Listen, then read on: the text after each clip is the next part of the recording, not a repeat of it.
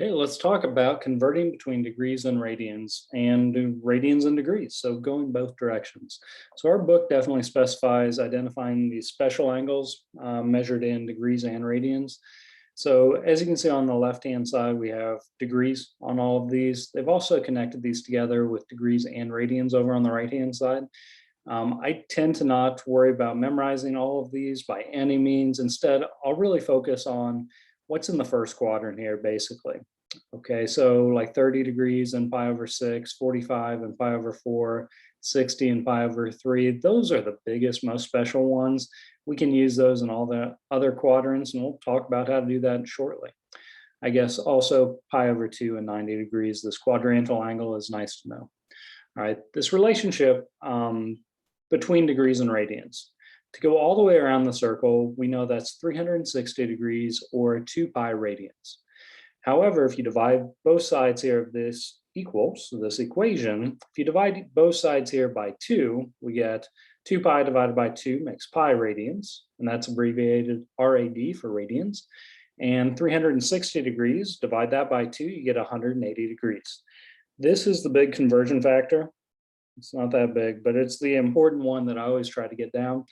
And then they go ahead and they rearrange stuff. So you see 1 radian is 180 degrees divided by pi, or 1 degree is pi divided by 180 radians. And they tell you specifically exactly what you need to multiply by over here, but let's walk through a couple examples and I'll try to explain this out as we go. But get this conversion factor down that halfway around pi radians is 180 degrees.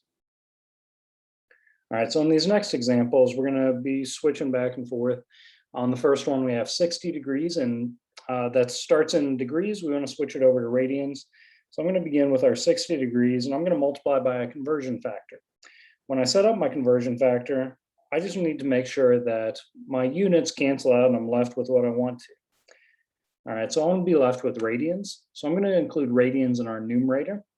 And I want to get rid of our degrees, so I'm going to put degrees in the denominator.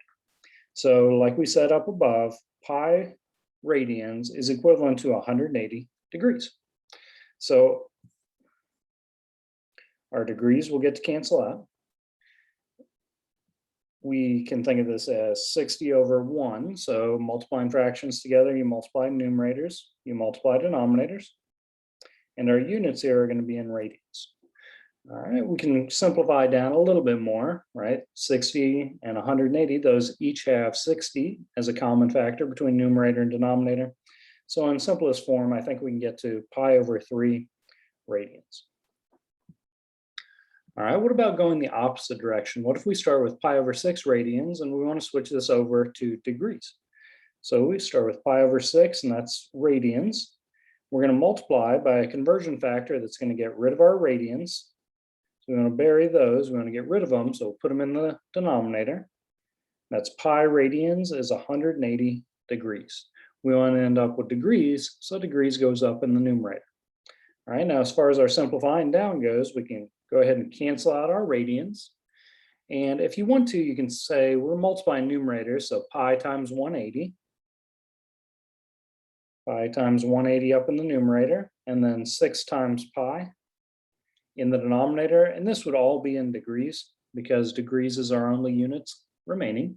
But now we can do some simplifying down, right? We have pi in the numerator, pi in the denominator, and we're left with 180 divided by 6, which works out to be 30 degrees. All right, what about a negative 3 pi over 4 radians? Let's switch that over to degrees. So again, as we get going on these, I'm just going to start out and say to myself, all right, we have radians from the beginning. We want to multiply that by some conversion factor that gets rid of our radians. So radians goes to the denominator, degrees in the numerator, and we say 180 degrees is equal to pi radians. Now, as we get going on this, I'm going to go ahead and cancel out radians, cancel out with radians, 1 in the numerator, 1 in the denominator. If it's okay with you, I'm also going to go ahead and say, well, those pi's get to cancel out. We have 1 in the numerator, 1 in the denominator. So what this is going to leave us with is negative 3 times 180 all over 4. So negative 3 times 180 is negative 540 over 4, and this would still be degrees. Or we could work this down a little bit more, simplify to negative 135 degrees. All right, when you're presented with something like this, where we're just given 3, and there's no indication of exactly what units we're using, degrees or radians, it's automatically assumed this is going to be in radians. So we start with 3 radians. We want to get rid of our radians. So remember, you bury the radians, you put them in the denominator. Pi radians is 180 degrees. And now let's simplify down as we go. We can say the radians get to cancel each other out. I'm going to think of this as over 1, so I multiply numerators and multiply denominators. So 3 times 180 is going to be 540. 1 times pi works out to be pi. This is now in degrees, and that's an exact answer. We could go ahead and put this into our calculator. 540 divided by pi works out to be approximately 171.887, and that unit will still be in degrees. All right, 2 more quickly here. We have 15 degrees to radians, so 15 degrees. We want to end up with radians, and we want to get rid of the degrees, so degrees go in the denominator. 180 degrees is equivalent to pi radians. Again, we can kind of cancel out the degrees. Visualize this as being over 1. So really we have 15 pi over 180. And our only units remaining are radians. With a little bit of reducing down here, I think those are both multiples of 15. We can say this is pi over 12 radians. And finally, 126 degrees to radians, 126 degrees. We want to get rid of our degrees, end up with radians, so just get them lined up correctly. So it's going to be 180 degrees is equal to pi radians. Again, we can cancel out our degrees. Multiply numerators together by thinking of this as over 1, and we can get to 126 pi over 180, and again, in radians.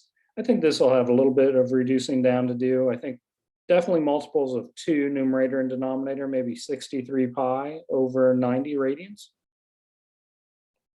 And those are both multiples of 9. So I think the best we can do here is 7 pi over 10 radians, taking out a common multiple between numerator and denominator, a common factor of 9. All right, hope this helps out as we're working on converting back and forth between degrees and radians. Get down that pi radians is equal to 180 degrees and get comfortable with lining them up, which one should be numerator, which one should be not denominator. Good luck.